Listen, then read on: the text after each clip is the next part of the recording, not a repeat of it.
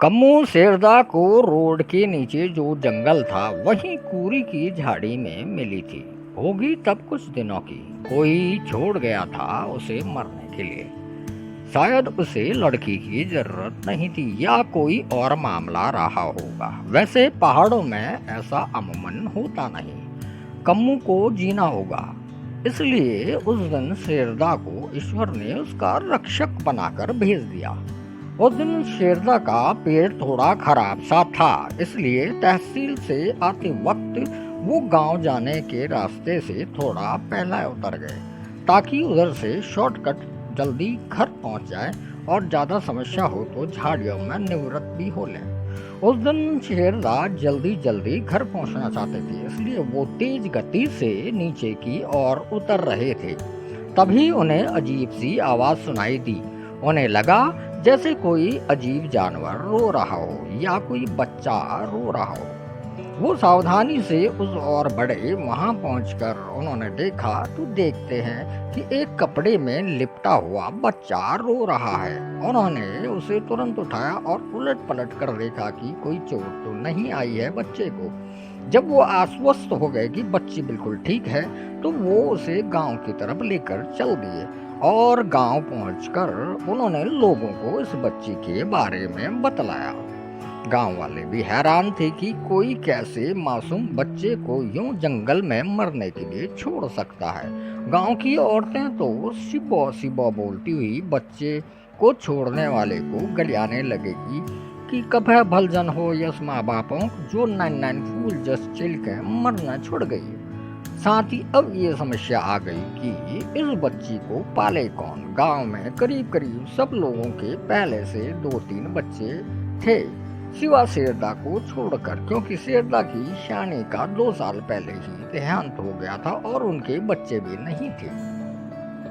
बच्चे को पालने के मामले में सब पीछे हट रहे थे। तब शेरदा बोले, मैं पाल लीचू अगर तुम गाँव राजी छा मेर दगड़ इच्छ वो देखभाल कर ले और मैं एक था कमा लियो। शेरदा के ऐसे बोलने पर गांव वाले राजी हो गए। बगल में रहने वाली बचुली बौजी बोली कि मैं गोरख दूध दी दूं और कभी कभी अपना दूध ले पिया दूं। इस तरह से बच्ची को पालने का रास्ता खुल गया। बच्ची बिल्कुल स्वस्थ थी। बचुली बौजी ने उसे अपना दूध पिलाकर बच्ची के पालन की शुरुआत भी कर दी।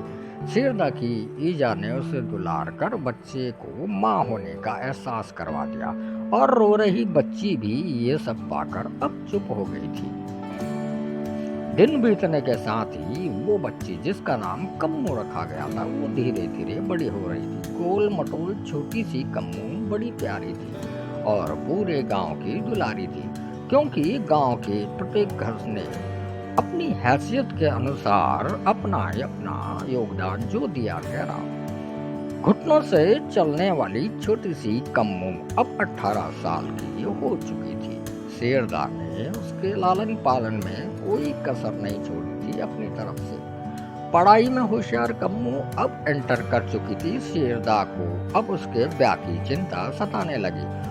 वो उसके लिए अच्छा सा वर खोजकर उसकी शादी कर अपना बाप होने का फर्ज पूरा कर देना चाहते थे, क्योंकि उन्होंने उसे अपनी बेटी की तरह ही तो पाला था। शेरदा का वर ढूंढने का प्रयास आखिरकार रंग लाया और उन्हें कम्मू के लिए एक अच्छा सा लड़का मिल गया। शेरदा कम्मू की शादी की तैयारियों में जुट गए। गांव वाले भी अपनी अपनी हैसियत के अनुसार सहयोग करने लग गए। आखिरकार वो दिन आ गया जब कम्मू की बारात आई। पूरा गांव कम्मू की शादी में एक परिवार की तरह जुट गया और धूमधाम से कम्मू की शादी हो गई। विदाई के वक्त का गांव का माहौल गमगीन हो गया था। गांव की औरतों की आंखें नम थी और पुरुष खामोश थे। सबको कम्मू से बिछड़ने का दुख था। शेरदा आंखों में आंसू लिए कम्मू की विदाई रस्म निभा रही थी। उधर कम्मू लगातार रो रही थी। जैसे ही रस्म पूरी हुई शेरदा और कम्मू फपक कर रो पड़े और उन्हें रोता देखकर गांव की औरतों का रुदन भी फूट पड़ा। यूं गांव की लाडली कम्मू जाते जाते सारे गांव को रोज